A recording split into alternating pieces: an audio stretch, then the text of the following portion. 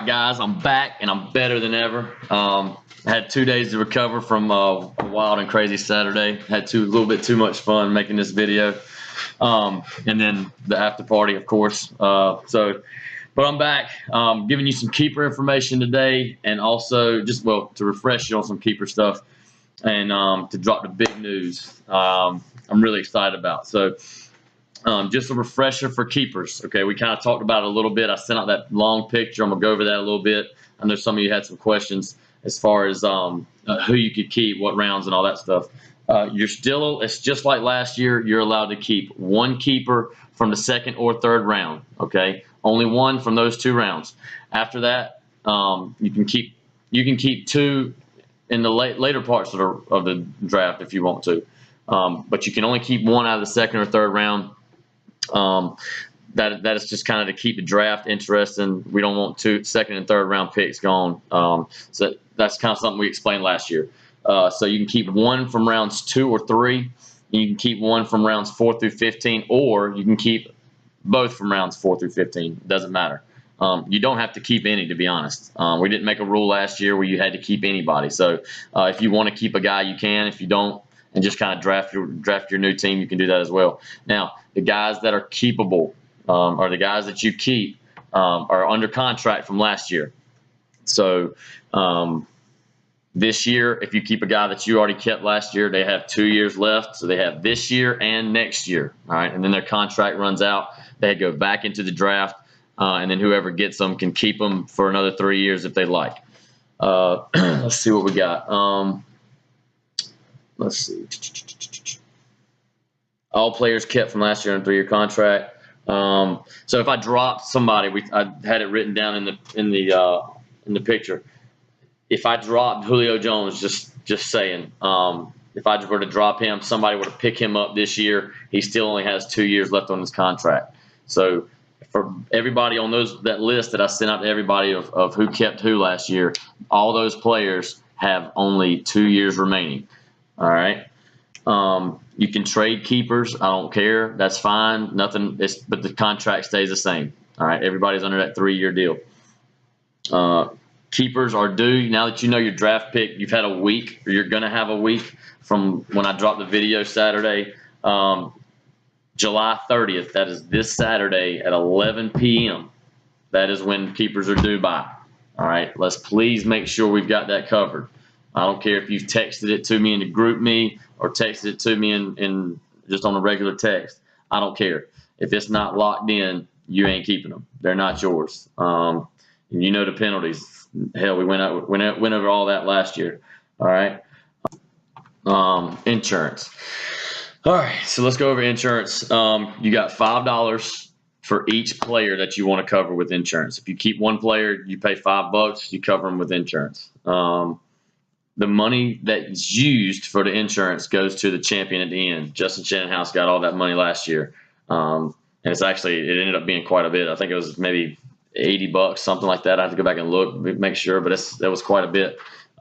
So, be thinking about what you want to do as far as insurance goes. That needs to be that's due to me this coming Sunday. So you got keepers set on Saturday. By Sunday, 8 o'clock, I need to know that whether you're using insurance or buying insurance for those players. Now, insurance covers you for 2 things and 2 things only. It covers you for injuries and suspensions, okay? Now, it could be a 4-game suspension, 2-game suspension, or a year-long suspension. Those are all that are okay. That's fine. As far as injuries go, if the guy gets hurt in the preseason, we always do the draft right after the preseason's over, so you will know if your guy's injured or not. Insurance gives you that round pick back. So if you keep so-and-so in the 10th round, he gets hurt or gets suspended for anything, you can use your insurance on that particular player. Last year, I know we had an issue with the like depth chart stuff. No, if you keep a guy that you're considered to be the starter and he's not the starter anymore after preseason, that's just unlucky, unfortunate. I know that last year's scenario was Bishop Sankey, and we Zach kept him. So we're not going to change that. If a guy drops in depth chart, that's something I guess we should do our studying on. We should all look into it. And if it's a possibility of him dropping down the depth chart and not starting or not getting the touches or blah, blah, blah, or he showed up too fat for camp, things like that, just do your homework. Do your homework and, hopefully it doesn't count. A lot of times in the pros, they don't lose their job because of injuries or things like that. So just do your homework, study up, make sure the guys you're keeping are the ones that, they're guys you want and you feel confident that they're going to be what you think they are when the season starts. All right. So insurance is used for suspensions and injuries only. All right. And I need to know that by Sunday night. Okay. Now, coming up in the next 2 seconds. Okay, after I get done talking, I'm going to talk to you a little bit about the surprise that I got. Okay, I've been thinking about it a while, and I think it's really good for the league. I put it in the beginning of the video. It's the year of the divisions. All right, and I got more info to come.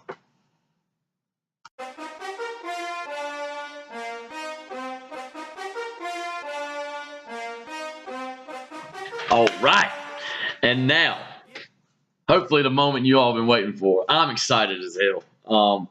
Guys, I've been thinking about this. I was on vacation, and it just hit me. Everybody in the league brags and brags and brags. Like when you win the division, it is a big deal. Like you brag about it. You're excited about it. You let everybody know that you won it. How many every years in a row, Zach? I want to put a little more emphasis on being the division winner. Or putting more emphasis on just the division itself. Okay, so a few years ago we started the Musty and the Tank division, and it was one of the coolest things we've ever done. Just kind of going back to that and just kind of keeping things fresh and keeping things new every year, like I like to do for you guys, man. I really do. I get excited about this stuff. I want to keep y'all interested and keep you on your toes at the same time. So the year of the divisions, all right. We have changed the scheduling. All right. Last couple years, everybody's played everybody one time. All right. And that was good. It worked out well. I thought it was a good thing for the league. All right. This year, you're going to play everybody in your division twice. Okay. Every week, there's going to be 3 matchups. 6 matchups. Sorry, I had to go back and look at my sheet. I got all my schedule and stuff right here.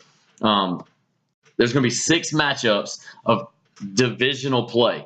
Okay, there will be 1 game per week that is interleague play. So that'll be kind of like the matchup of the week or something like that. I just thought it'd be kind of cool to do. One thing with the way we're doing this, okay, so you're going to play everybody in your division twice. But one thing that does to us, okay, I went back and I tried everything I could possibly do. All right. But I don't think it's going to hurt the league at all. I think one thing that we're going to have to do is we're going to have 14 regular season matchups now. Playoffs will now consist of 15, 16, and 17. Weeks 15, 16, and 17. So I think it puts a little more strategy into how you build your team and get it ready for the playoffs to try to get that championship run. But it also doesn't take away from what we got going on regular season now. I want to up the ante, up the payouts for your division winner. I want the people in the Musty to be really proud that they're in there, and I want the people in the Tank to be really proud they're in there. All right, and that sounds really funny. But I'm pumped about it. So I think that's definitely what we're gonna do. I got the schedule right here. I haven't changed it yet. I'm gonna go in and do that as soon as I drop this video for you guys. Just because I didn't want it to send out like an email alert saying the commissioner has changed the schedule or anything like that. I just want to keep it a surprise. Okay. So there's 14 weeks of regular season. Weeks 15, 16, 17 are your playoffs.